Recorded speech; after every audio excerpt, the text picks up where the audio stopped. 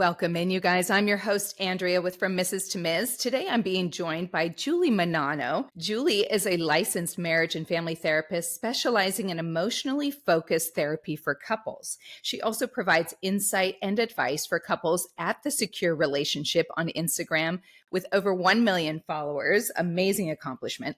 She has founded and runs the Bozeman Therapy and Counseling Clinic and the Secure Relationship Coaching. She lives in Bozeman, Montana with her husband and 6 children. Welcome, Julie, to the show. Hey, thanks for having me. It's great to be here. Absolutely. Well, I'm going to start with the 6 children. Whoa. Yeah, I Whoa. know, right? Is that all Yeah. within the one marriage? Yeah. We had, the story goes, we had a boy and then 2 girls, so 4 years apart, all of them. And I was kind of like, wow, maybe 3's good. Yeah. But we really like the idea of everybody having a brother and a sister. So we thought, well, let's have a 4th and maybe, it'll be a boy. Not that we cared that much, but Yeah. it was like, it would have been nice for him to have a brother. And then that was twin girls and then a surprise girl at the end. So you're 5 girls, 1 boy. Yeah. So it was kind of meant to be 2 boys, 2 girls, and then it ended up 5 girls, 1 boy. 1 boy. Oh my gosh. We do have a boy dog, so that kind of balances out a bit. There's that. Did you have twins in your family that ran in the family? I do. Yeah. Okay. The whole skip a generation thing seems to apply. Yeah. My mom's brother and sister are twins, and then twins 2 generations above that. Wow. Yeah. Oh, that's wonderful. What a nice big household that It is. is. It's fun. And they're all, they're 23 down to 13 now. So very, the last few years have just been really different, with the house being empty a lot of the time because my twins are now driving. So that kind of everything shifted when they started driving. Yes. Yeah. I agree with that. And good and bad, because it was, as much as I think sometimes it's a chore to take them around, it's always extra a little bit of time and you feel a little bit more needed and wanted, I think. Yep. And then everything's quiet and you're like, wait a minute, why was I complaining? Exactly. Let's go back. I know. Yeah. Wow. So let's go back to the beginning. So what inspired you to pursue a career in couples therapy and then specifically in attachment theory? Okay, so a couple things. One, I was gravitated towards psychology from a very, very young age. In middle school, junior high, I had fantasies of becoming a therapist, and then I just I didn't pursue that career path. I sort of did in college, but I changed my major because I felt like I wasn't going to have like a real job. I kind of got messages from everyone around me that like psychology is not really a degree that's a good idea to get. Yeah, I just, at the time, it just didn't seem like it was like you have to go on to grad school if you want to make a career out of psychology. Basically. And I wasn't so much work. It's like going to take you forever. Yeah. And I was just young and like, oh my God, that sounds like a lot of school. So anyway, long story short, I ended up meeting my husband and deciding, look, I just want to be a stay-at-home mom. I want to have kids. I always felt very, very compelled to have a family. And so I stayed home and then I was like, oh my gosh, like, I just don't know what to do with parenting. I didn't, get the best modeling and I'm, very perfectionistic. And so I really wanted to do it right. Mm-hmm. And I just kept reading all these books. And, one week I was too permissive. The next week I was too authoritarian and nothing felt right and just super overwhelming. I did discover when my 3rd was born, I discovered attachment parenting, which is different from attachment styles, but similar. So I really, that resonated. That started feeling like things were fitting. But then I still wasn't really sure what to do with the kids as they were getting older and how to set boundaries and all this stuff. And so I really, ultimately, I did not want to work with children, but I wanted to go get my master's because I wanted to just learn psychology. Like, how do humans work? Like, what's my end game here? And then I was really overwhelmed with the kids and I really needed to just get out and do something. I was home for 10 years with 6 kids. Like I was struggling emotionally. And so I was lucky enough to be able to have help to go back to school. So I went back to school, and at the time I was in LA, and in California, I don't know where you are, but in California. Oh, okay. So Yeah. most master's level therapists are licensed marriage and family therapists. And that's just the King license in California. And that's where the most of the programs are. So I kind of, I found a program that was 2 miles away from my house, and it Mhm. was an LMFT, and I was going to be able to practice that. But I really resented being called a marriage and family therapist because I Mm. had absolutely no desire. I wanted to work with individuals, just that. And so I got into the program. I immediately latched on to attachment theory, just discovered it on my own because they weren't teaching it my first semester. And at that point, I wasn't interested in what they were teaching me at all. Like I just Right. wanted to learn more about attachment theory. So I was just kind of like doing their stuff on the side and just diving into this, what I was really passionate about. So that Yeah. started early on. And then graduated, and I started having to see clients to get my license. And so I had to see couples. You have to see some couples, You're you like, know. darn it if I have to. Yeah. So I had my first couple come in, and I was like, oh my God, this is like incredibly difficult. But I could see how it could, I like the challenge. I like having the shifting. It just felt almost like combining chess with emotions. Oh, neat. So Okay. yeah, so I right then and there, and this is what I do as a human is I'm like, I'm doing this. So I got online, found the next EFT training in the country, which happened to be in Bozeman, Montana. I could have done it 2 weeks later in LA with Sue Johnson, the person who created this theory, but I was very determined to just Yeah. get it done right then and there. And so I flew out to Bozeman, got the training, which EFT is the modality that treats couples using attachment theory. Okay. And so Okay. got it, got that training, came back, have not taken on an individual client since that day. Yeah, Just kind of. I dove into that. I trained and trained and trained still to this day. In fact, I just finished with my mentor who teaches me to be a better EFT therapist, and just absolutely love working with couples. Just, yeah. That's And it's also amazing. helped me. Yeah. I mean, the work is just parallels parenting, it parallels your relationship with yourself. So to me, it's all the same. I just do the couples portion of it. Okay. And you Yeah. said there was a big difference between attachment parenting and attachment styles. Is Yeah. that The movement of attachment parenting is kind of like sleeping, co-sleeping, wearing your baby in a sling. It's not the same as attachment theory because okay?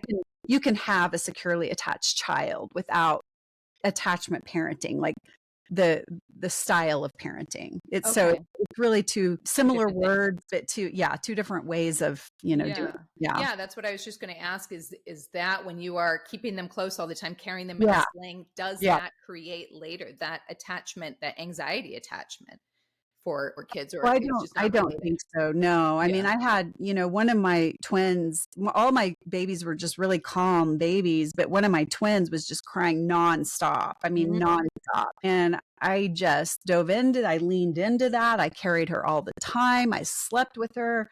I mean, I did everything imaginable that you're probably not supposed to do. Yeah.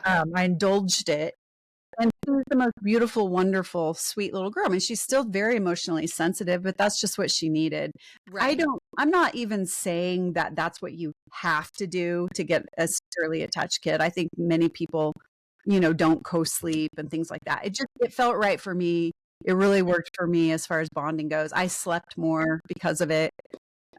Because I just, Yeah. so anyway. That makes sense. That makes sense. Wow, that's very, very interesting that you work solely then with just couples going forward. It's funny Yeah. how we do that. We have this perception in our mind of what we see ourselves doing at some Yeah. point, and the way Yeah. it can change by just little things changing in our lives Absolutely. is And really now neat. I so highly value that licensed marriage and family therapist. It just really Yeah. means something to me now.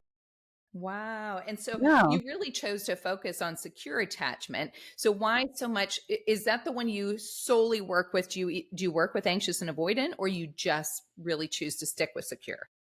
Every couple I work with comes to me with an anxious or avoidant. 99% are anxious and avoidant. The So it's one like turning partner. them into secure. Exactly. Yeah. Okay.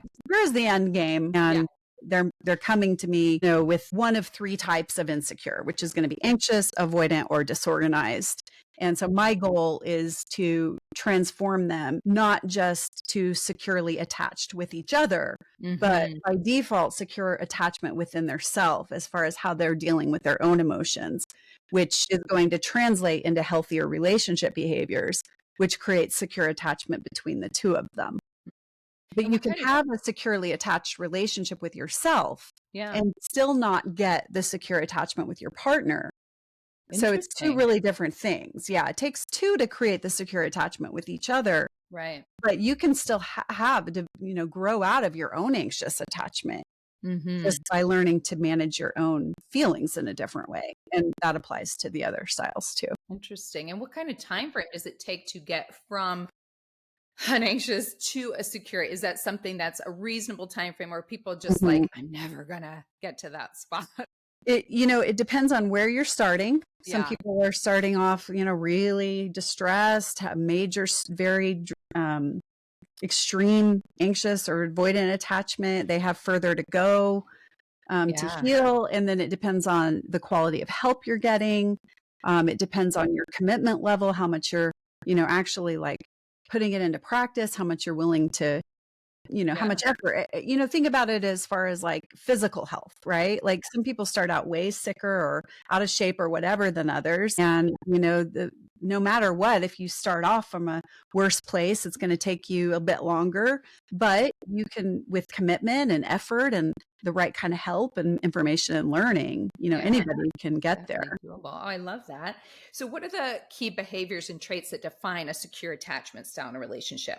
And what are some of the early signs of attachment for forming in a new relationship?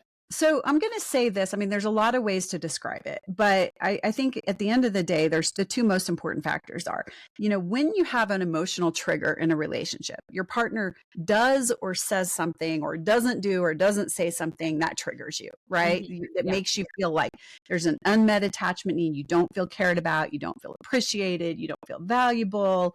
There's a few different attachment needs that can be disrupted in a moment where you have a trigger, right? And then all of a sudden from that unmet need, you might feel anxious, you might feel scared of something. If they don't care about me, what does that mean? That's a scary place to go. And your nervous system can kind of catastrophize it. And then you have these vulnerable emotions under that, which is like that if I don't feel cared about, that's going to take me to a lonely place. There's kind of sadness under that. I felt lonely before in my life as a child. I don't want to go back to that dark place.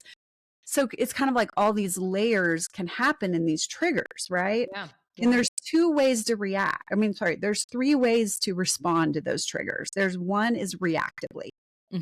I've got to start yelling. I've got to get you to see how distressed I am so you'll care about me. I've got it. Or another reactive way is just to pretend you don't care, just kind of shove it down. It could be saying a passive aggressive, and it could be storming out of the room. Those are all reactive, right? And then there's vulnerable. Vulnerable is, hey, even if it's just saying it to yourself, look, in this moment, this is when I get scared that my needs don't matter. And if that's true, that's a painful place to go. Let me just kind of sit with that for a minute. Then you might share with your partner, listen, here's what's coming up for me. Can we just talk about this for a second? When you said that, then that took my heart to not feeling cared about. And that's a painful place. Like, whatever comes after that, it starts with vulnerability. Yeah. The third option is healthy assertion, which is, hey, listen, when that gets said, it hurts my heart and I don't like that. Like something needs to shift here. That doesn't work for me.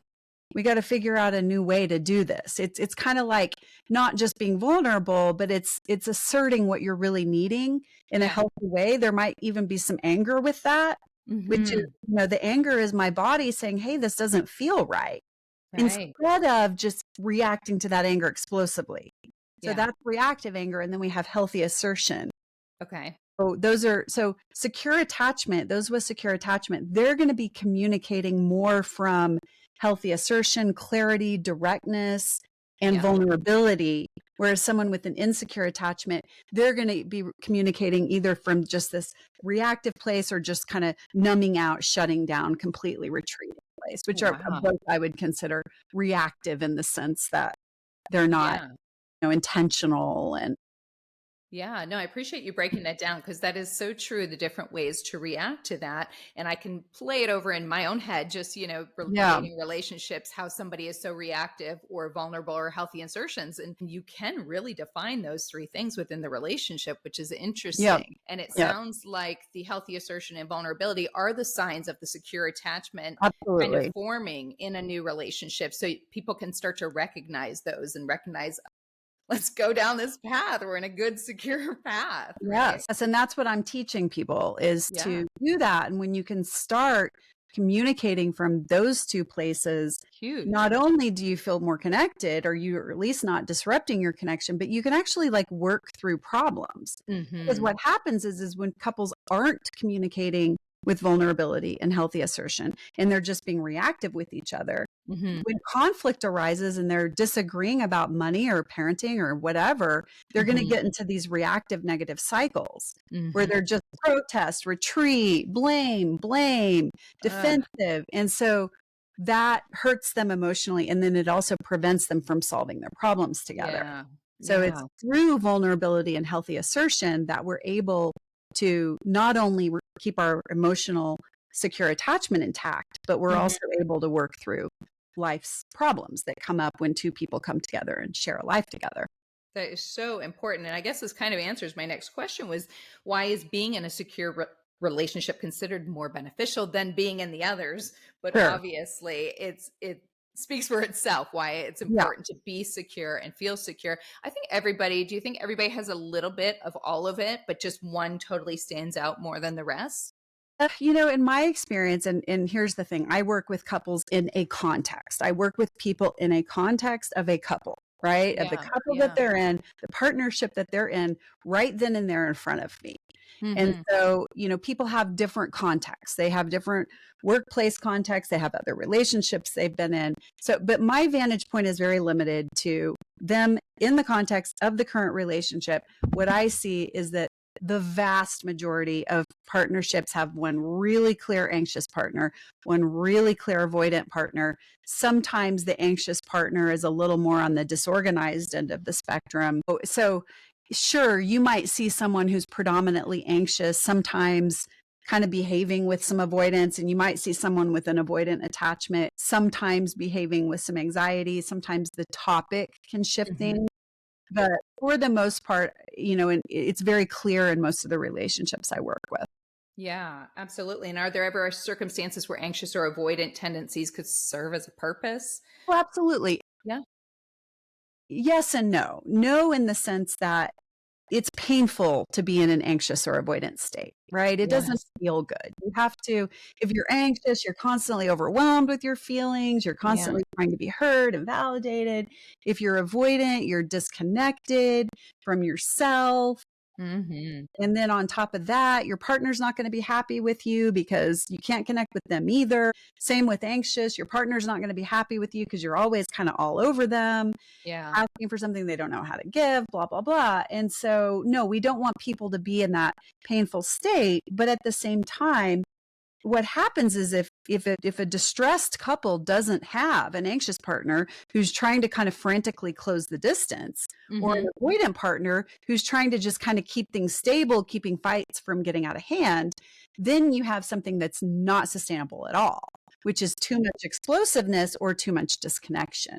So it is better, for people to, there are many, let me just say this, as painful as it can be, there are many, many relationships out there that hum along in an anxious avoidant attachment. Is it ideal? No.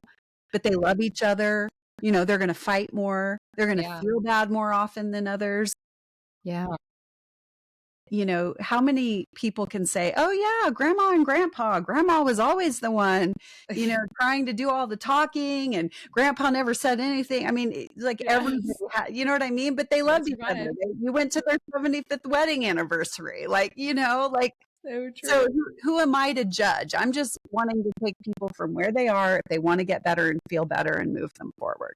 Oh, I love that. So, for individuals or couples who have spent years in this anxious and avoidant relationships, how can they like realistically transition towards cultivating a secure relationship? What would be like the first steps they should do? Yeah. Well, this is, Obviously. I did write a book about this, right? Yeah. So, which Yeah. is kind of walks people through the process, which is the same that I use in my work with couples. So the first thing is I just need to build awareness of these Uh-huh. negative cycles. That these arguments and fights you're getting in, they're not random. They're Yeah. typically the same pattern over and over and over. And we need to be able to see that pattern. We need to be able to really see what's not working. So and then we need to understand why, right? So if you're in a place of protest, if, when you see a look on your partner's face that might look like they're mad or, whatever's going on with them, and then you go, oh my gosh, here we go again. Why are they mad at me? I need to understand why your move is to start going, how dare you look at me like that? Yeah. Right? I need to understand what's going on with you vulnerably. Where's your heart? Like what is the fear coming up in you? How does this Yeah. relate to the way you view yourself and your own shame? Right? How does this relate to childhood wounds? And then understand that your protest is your way of trying to kind of regulate all of that. And then we can start, when people start really seeing what's underneath these behaviors, like if you're an avoidant attachment, why are you needing to just shut down and stop talking? Why is that keeping you safe? How is that your way of protecting the relationship? And then when we can start figuring out what's going on underneath it, then we can start doing some new things. Instead of going into those negative cycles, we have more information. We can talk about things in a different way. Then we get into, being able to interrupt them. That would be the next step when they happen. How can we interrupt them? And then we move into how do we prevent them? And that's kind of like creating this attachment friendly environment where we're showing up in ways where we're communicating with each other just in general in ways Mhm. that maintain the integrity of our attachment. We're not saying things shamefully to each other. We're Mhm. bringing up criticisms in a healthy, respectful way, a loving way. We're responding to our partner's concerns when they have a concern brought to us, and we're adding validation in. We're Mhm. adding in, just really being a loving listener instead Mhm. of when your partner brings something to you, changing the subject, what they did wrong or whatever. And so that's the way to create this environment that actually prevents negative cycles and fosters more safety and security. Yeah. And then from there, we need to teach couples how to repair. When you do have these cycles, every couple will, right? Yes. They will come back and find you no matter how healthy you get. And so, how do we now use that as an opportunity to not just repair, but actually strengthen our bond? Because when you're triggered and you get in a fight, it hits your deepest vulnerabilities. And so now we Mhm. can use that material to really even get to know each other better and bond more thoroughly. And when you say to sometimes interrupt somebody within that state, right, when they're about to react without anything even Yeah. actually having happened yet, does that tend to create another argument because you're interrupting them? Or is there a way to do that kind of softly and just say, hey, just hold up. Let's Well, talk about it's more like interrupting a cycle, not so much interrupting your partner. It's more like, hey, listen, here we go again. We're going down that cycle. I'm starting to get escalated. You're starting to go to your place. Like let's take a pause here. Yeah. Let's not let this cycle do this to us. The idea is like your partner isn't the enemy, the Yeah. cycle is the enemy. Oh, I love that. Yeah. Yeah. And so you're kind of agreeing, to work together to try to interrupt these. Maybe you need to take a 20-minute break and let your nervous Yes. systems relax a little bit. Maybe you need to do some co-regulating. Let's just hug each other and try to start this Yeah. over from a softer place. Yes. One big piece of it is you do have to have the skills to do it differently. So it's Hmm. not just a matter of interrupting. Sometimes Hmm. that can work, but we also need to have the skills to replace the void. Yes. It's kind of working with both, but if you can have all the skills in the world, if you're not interrupting the cycles and giving space to use them, then that's not going to help either. Yeah, I love that you gave a few little ideas of like just stop and hug or talk it out. Those are Yeah. just so Yeah. many great things that people can try to Well, work in the in. book too, there's a whole chapter on interrupting it with ideas. Perfect. And I want So, to get all that yeah. information at the end so people know where to find that. So, what are the potential downsides, if any, of Mhm. striving to be in a secure relationship, can perfectionism as the pursuit create unrealistic expectations? I would Yes. think that would be tough sometimes to always stay in that perfect, secure relationship and never have it Well, veer off. yeah, and it's not a perfect state of bliss.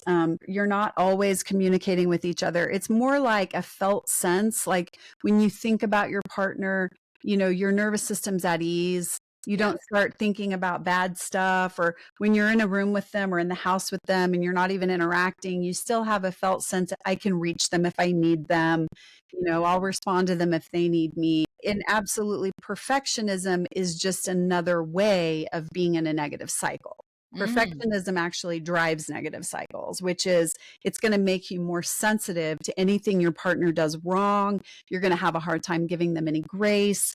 You're going to filter for the negative. They might do 10 wonderful things in a day, but you're going to notice that 11th thing that they got yeah. wrong. You haven't talked about the other 10. You just launch in with the 11. So the perfectionism is going to drive negative cycles. And it's interesting that you asked that question because just this morning I put an Instagram post up that says, yeah, your relationship is not perfect. It never will be. Lean into Yeah. that, embrace it. And then that's from that place is when you can really start to enjoy your relationship. Yeah. Yeah. When you recognize we're never going to get to perfect. That's not, who cares? We're Yes. growing together. Perfect is That the enemy of good.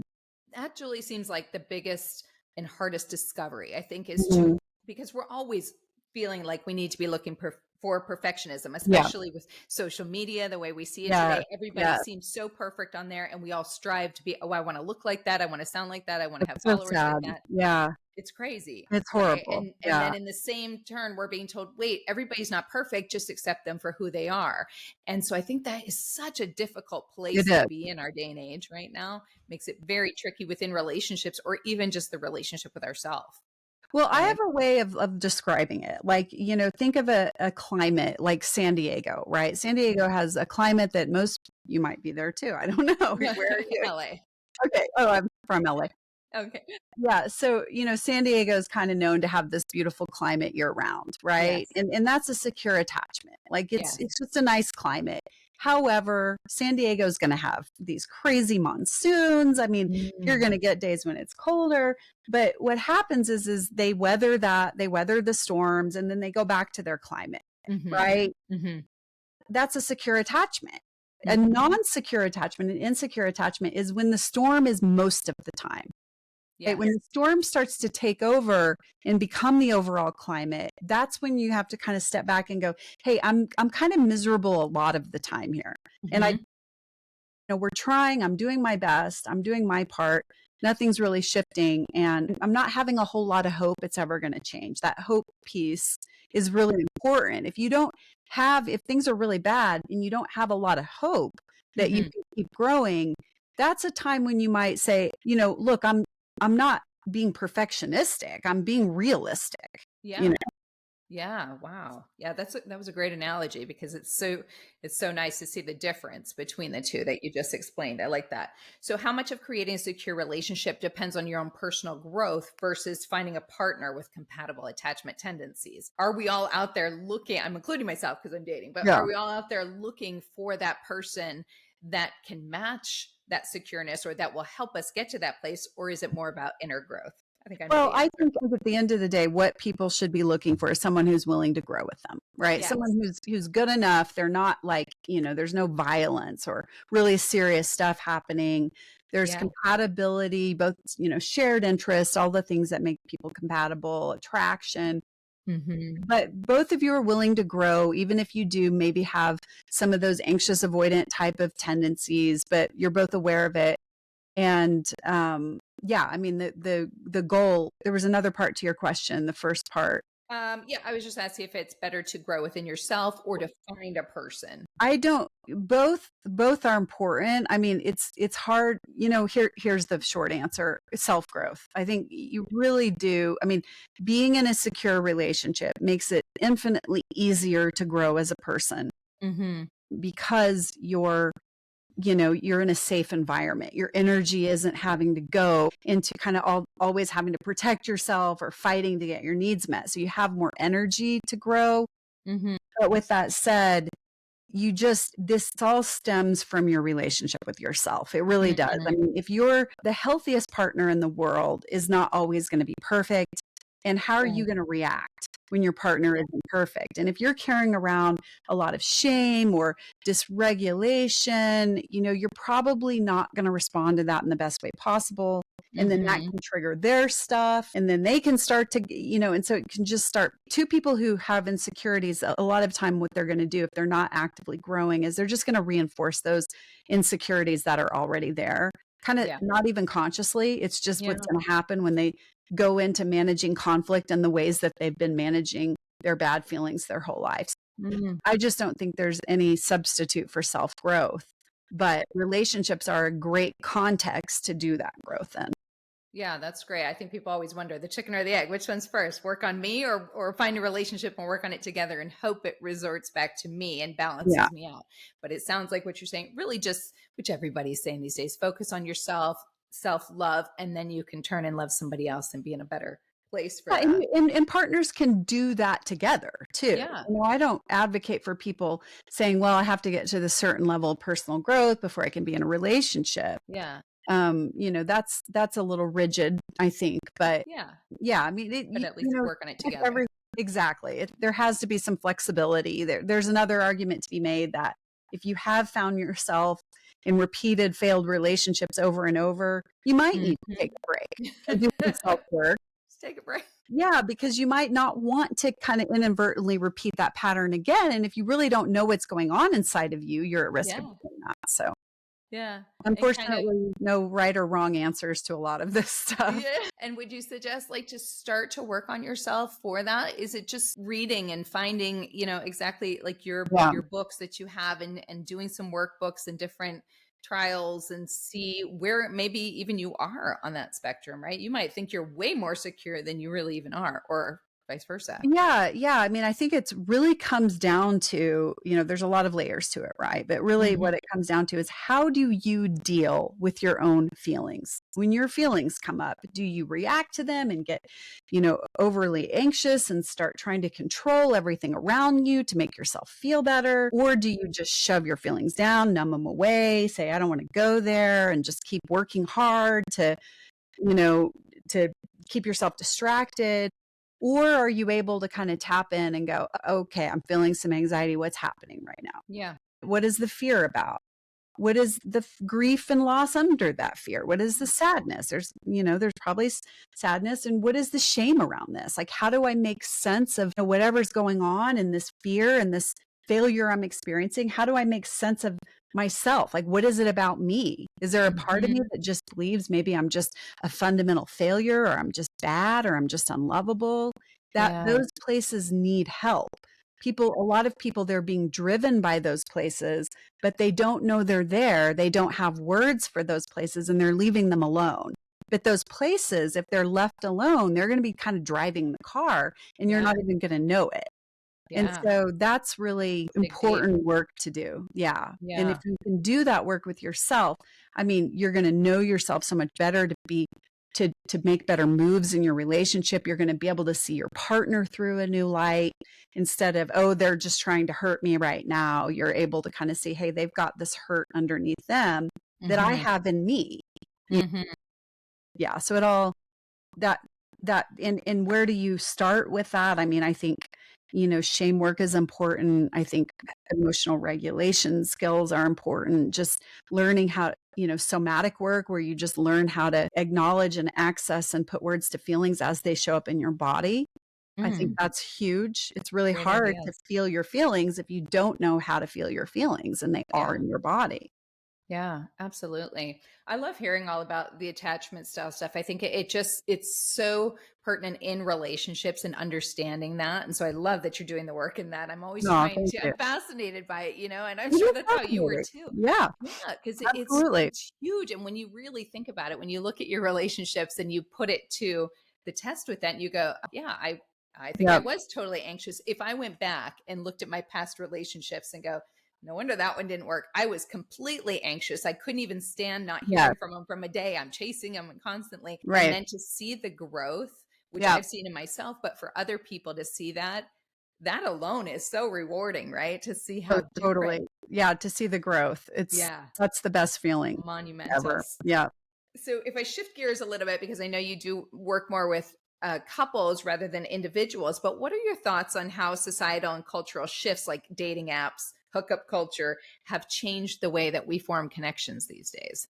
Okay, so there's I think a few different answers for that, but I think a big one is that we go into it with a checklist instead of Yes. organically just learning to connect with someone and getting to know someone, even at a bar. Like Yeah. you're having a conversation, there's so much information being transmitted that you're really actually getting to know that person.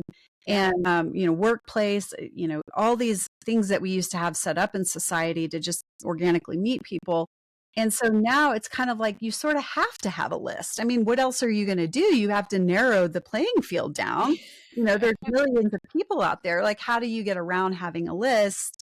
But Yeah. that lists are not the same as really getting to feel out someone, Hmm. in person. And so a lot of times now people kind of get too attached to the list Hmm. and are eliminating a lot of people that they might actually end up having a nice connection with. And then also, it starts to feel like the list is the most important thing, which are all often surface level things. Yes. What kind of a job do you have? What do you look like? Yeah. What are your hobbies? And there's this whole other emotional world that is Hmm. very difficult to assess Yeah. without having, personal interaction. And it's not impossible. You just have to kind of get out there. And, again, the list is not a bad thing, but Yeah. Because you have to start somewhere, I guess, and go in with your exactly, standards and what you're looking for. But exactly. what you're saying is don't stick to it to a T. Like if they don't have every single thing on your list, you're like, I'm done with Yeah. him. Or Yeah. don't just choose someone because they check the list. Mm, You also that's need a to good point. feel for the felt sense of emotional safety. Are you feeling heard? Are you feeling validated? There's all these really important emotional skills that might not matter so much at the beginning. But when Yeah. you're 2 years in and you start fighting and life starts to get real, those things are going to matter Yeah. very, very much. Very much. And do you think the dating sites are good? I mean, I know we don't have a lot of options, and Yeah. something you said in there made me go, "Oh yeah, that's so true." That when people are meeting people organically, Yeah. it's you meet so few less people because right, Right. that's just the basis. But when Right. we are now on dating sites and you set your radius, how many people can you meet? So now, in addition to trying to find that one person out there, there's additional competition, right? I Hmm. guess we would see it that way, or you're going up Yeah. against so many other people now.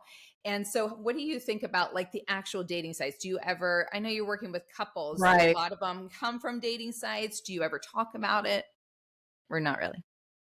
Most of the people I see don't come from Yeah. dating sites. I don't really know why that is. I don't know if it's just the age, the demographic I treat. I don't know, but no, Yeah. most of the people don't. It seems like Okay. most of the, yeah. But again, that doesn't mean anything. I can only see so many couples, right? So Yeah. my population size is tiny. Yes. There could be something to be said for the fact that people that meet on dating sites do better and they don't need to come to couples therapy. I don't Maybe know. Maybe that's it. that's I don't part know. of it. Yeah. I mean, generally speaking, I think society was a lot healthier before we had to go on dating sites. But Yeah. that doesn't mean I think there's anything wrong with dating sites. I mean, what else are you going to do now? Like, right? Yeah. There's no other It is option. hard. Yeah. Yeah. So it's a great second best option. I Yeah. think you just have to learn how to be savvy at navigating it and learn how to Hmm. feel it out. And it probably Hmm. is the learning curve, I would imagine. Yes, absolutely. So, what advice do you have for couples who feel stuck, like in a cycle of conflict or disconnection? What would you suggest to them to get out of that? Well, honestly, I'm to not have to come off. I don't want to come off as too self promotional, but that is why I wrote the book, is Yeah. to help couples who feel stuck in these negative cycles. It is specifically written to help couples get out of negative cycles and move into secure attachment, right? And again, the first thing is just awareness of this cycle that is happening. Hmm. And even before that, before you even become aware of the cycle, like simultaneously or paralleling that, you need to be aware of your own triggers, like what's going on Hmm. inside of you that's causing you to react in a way that then triggers your partner or vice versa, that you go into Mhm. these cycles to begin with. So Yeah. maybe a better answer is I decided today that in January, I'm going to start a little thing on Instagram where it's just a 4 week, right? It's just like, hey, here's a post. Today we're going to start week one. Week one, your work is to just start noticing your triggers. Just start noticing what when your partner does or says something, what happens in your body. Can we put a name to that feeling? Mhm. What is there any shame associated with this moment? Is it what's the fear about? Just kind of learning. And then the second week's going to be, hey, now I want you to kind of take that a step forward and go, how is my reaction to this trigger fueling these negative cycles? What is my partner Mm. doing? What might be going on with them when they get Yes. triggered that's fueling these cycles? Or when I start Wow. yelling at them, or when I start giving them the silent treatment, what happens for them, and then what's their move? Yeah. Because it's So always just back and forth. Yeah, so and each week is kinda intertwined with the next exactly. one. It gets you oh, I Yeah. love that. Yeah. So Little just kind of a online little step course by step. No, for it, people it's that maybe can't go yeah, to. it's not even gonna be a course. It's just gonna be Mhm. like, a free Instagram thing, which is Yeah. like just a little 4 weeks, not super in depth, but I thought it would be cool for the next, announce it on Monday, and then for the next 6 days, check in with another post and have people put in comments their progress Oh, I and like love their that. insight. So it's kind of like a big Yeah. group 4 week thing. So I Oh, thought that I would be love it. fun. Nothing Yeah, motivates you more than being in the same place with other people and seeing absolutely. pushing Yeah. for each other. So that is awesome. So, okay, for singles out there, or what actually, because you mostly work with couples, what is like the one thing when people are just hopeless? They come into Mhm. you and they're like, we are at our wits' end. We're done. What Mhm. is like the one main thing you would tell them to really just focus on Mhm. in hopes of getting that relationship back on track? Well, I have a podcast, 20 Hmm. sessions with one couple. I do 20 full sessions. The Okay. couple that's coming out in season 2, which will be Uh huh. January, is that couple. Uh They huh. are they are separated. They're at their wits' end. This is their last ditch effort. And where, I have said to them very clearly at the beginning, I said, all right, here's the deal. The only way out is Hmm. vulnerability, is learning to, instead of when you have conflict and you start talking about these hard topics, instead of getting reactive and going into blame and only talking about what they're getting wrong, we're going to have to tap in. We're going to have to start getting vulnerable, talk about you, talk about what's coming up for you. We might need to Hmm. bring some of that healthy assertion in. And, that's the only way out, right? It's Yeah. not a guarantee that Nope. if we start going there and learning new ways to communicate and see each other, maybe too much has happened in the past. Maybe you won't get the relationship saved, but at least we're going to get you in a healthier place where you can have a much more clear conversation. We're going to get you out of those negative cycles and see what happens. So And it's are most people receptive to that, like right off the bat, or are they like standoffish a little? no, because they know I'm really clear about what I'm selling. We're Okay. in this case giving in the podcast, but Yeah. I'm really clear. I'm like, I sell vulnerability and healthy Yeah. nutrition. That's what I've got. If you don't want to sign up for that, that's okay. You don't have to, but that's what we're going to do here. And if I go through, 2 or 3 sessions with the couple and they're just like, nope, sorry, I'm not going to do that. I want to stay in blame, or I want to sit in this space and just talk about what they're getting wrong or whatever, then I might have to say, look, we either got to shift gears and we got to start doing vulnerability, or there's no Yeah. reason to go forward here. And I Yeah. don't ever blame them. I just say, look, the timing isn't right. Maybe Hmm. you have other stuff you want to work on. Maybe your heart's not in the relationship. The Hmm. timing is off. So, but the only thing I have to offer, you Yeah. got to do it in this space, and you have Yeah. to kind of start putting it into practice at home, which usually if they're going to do it in this space, it starts to happen on its own. Yeah. But yeah, there are people who, I mean, to be honest with you, I'm so good at what I do at this point that I Yeah. do have a very pretty high success rate. But when I first started, it was, I had more couples that couldn't do it, but they didn't change. I changed. So a lot of Yeah. And it, that helped you learn to exactly, focus on more. Yeah. exactly. So I saw that you did that on your first season, and you had a Yeah, couple on there that you worked with. And I think that's really cool for people to be able to go in and kind of follow along and yeah, see the growth yeah. firsthand, right? Yeah. Like, Oh yeah. are you just doing it live when you're just Uh, talking? You're it's just not live, but it's recorded live. okay. It's as authentic as you get. Yeah. There's no staging, there's no scripting. It's just me and them for an hour, recorded. We didn't even cut anything out of the first season. I think we might Love cut that. some of the second season down, just some things that maybe are a little repetitive. Yeah. And then when I release it, I go in and I comment throughout to kind of help people understand this is what I'm doing, this is why, this is how you can apply it at home. And then I actually provide free homework on my website. Yeah. So if you want to like do the work, because it's very, it's linear work. It builds on itself. Like first we're going to learn what the negative cycle is. Then we're going to learn how to interrupt it. Then we're going to, and so I have homework that you can download that kind of, if you want to do the work along with them, it kind of helps you. Yeah. So for couples, my hope is that for couples who just don't have access to couples therapy for whatever reason, or quality couples therapy, maybe this is a little bit of an experience for them, and it parallels the book I put out. So it's like, okay, I'm going to take this couple through what I just, wrote and presenting to you. This is how it plays out. Yes. Oh, I love that. And how do you find the couples? Do you kind of I put an ad out on Instagram and say, hey, here's what I'm looking for. And I mean, hundreds of people apply. It's very difficult to narrow it down. I bet. That's one of the hardest decisions that I've had to make in life, is both times I'll narrow it down and I'll end up meeting with maybe like 20 for just 5 or 10 minutes just to get a feel. And then I'll meet with them longer and longer. And then at the end, I have to bond with them. And Survivor. It's awful. I know. It's vote them off the island. It is. It's like so much is at stake. I mean, some of the people, like, their relationships are on the line. It is, and you want to help brutal. everyone. Yeah. So Oof. I know. I love that idea. That's a really great plan for your podcast. Yeah, I love thank that. you. I've loved it. Yeah. Very cool. And just my last question on this that I just thought of, like, how soon is too soon to go to therapy as a couple? I mean, if you're starting out just dating, is there... You're talking to a couples therapist. Let me just preface that. Get in here. Yeah, I think what I've taught my kids is, when you decide to be seriously committed to each other, like when you decide, hey, we really want to make this work, maybe not long term for some people, but like we want to be committed to each other. Then I would say that's great. Why not? Why not go in and learn what's going to happen in conflict, or what's going to happen when you've already had some conflict? Why not learn about why you react in the way you do, and how to be healthier, how to react in new, healthier ways, and meet each other there, because it will happen. Why not learn how to prevent it? I mean, I would say, look, you can either go for 5 preventative sessions at the beginning, or you can wait 10 years and risk having to do 6 months or a year, Wow. So I just feel like, I haven't thought about it that way.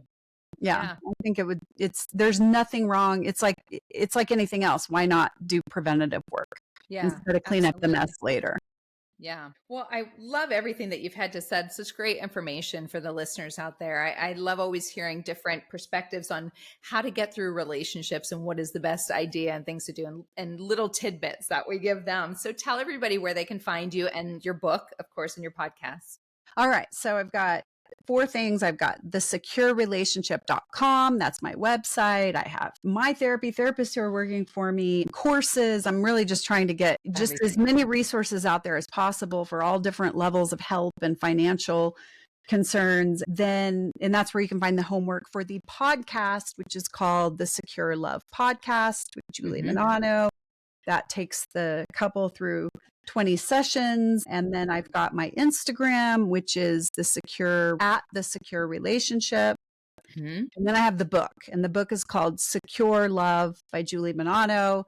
Proud to say it's a national bestseller. Amazing. Yeah, it's been out for almost a year, and it's doing really well. And that's the book that kind of takes you step by step through the whole process. So it's kind of like, I put so much out there on Instagram. I mean, just so much free information, like almost everything in the book you're going to find on Instagram. It's just disjointed. It's harder. It's not as linear and fully explained, but it's all there for people who, again, I try to hit every, level of people out there to help.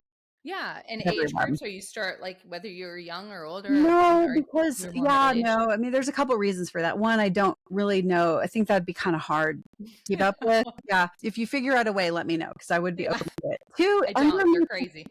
Underneath the surface, it really is the same. It's all the same stuff. It's all the same themes of Yeah. wanting to know you're cared about, wanting to know you're valuable, wanting your feelings validated, wanting to feel appreciated as a partner. And so it really, truly, it's like, it doesn't matter if I'm working with a couple who's, transgender in Ethiopia or Yeah.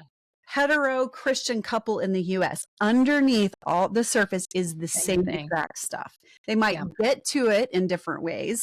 But Mhm. culturally, they might make different meanings of events, but it all is going to go to the same place. Yeah, absolutely.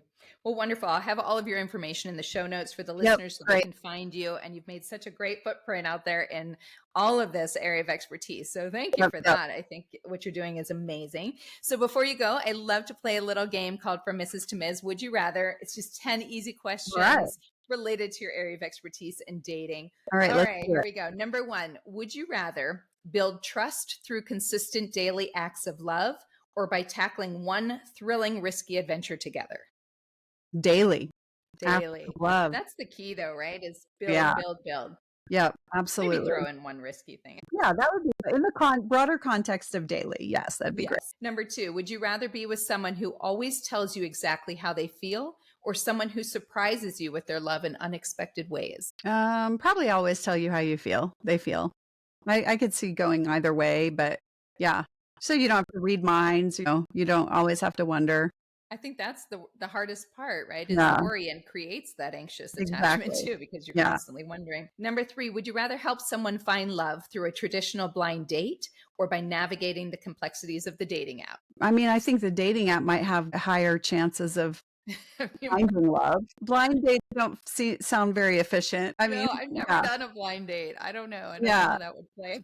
yeah. I mean, you can only squeeze in so many, and you already. I mean, I guess it also depends on how much do you trust the person that arranged it. That's setting That's it up. a factor. Yeah, Yeah. exactly. Okay, number four. Would you rather fall for someone who makes you laugh uncontrollably or someone who gives you butterflies every time they walk in the room?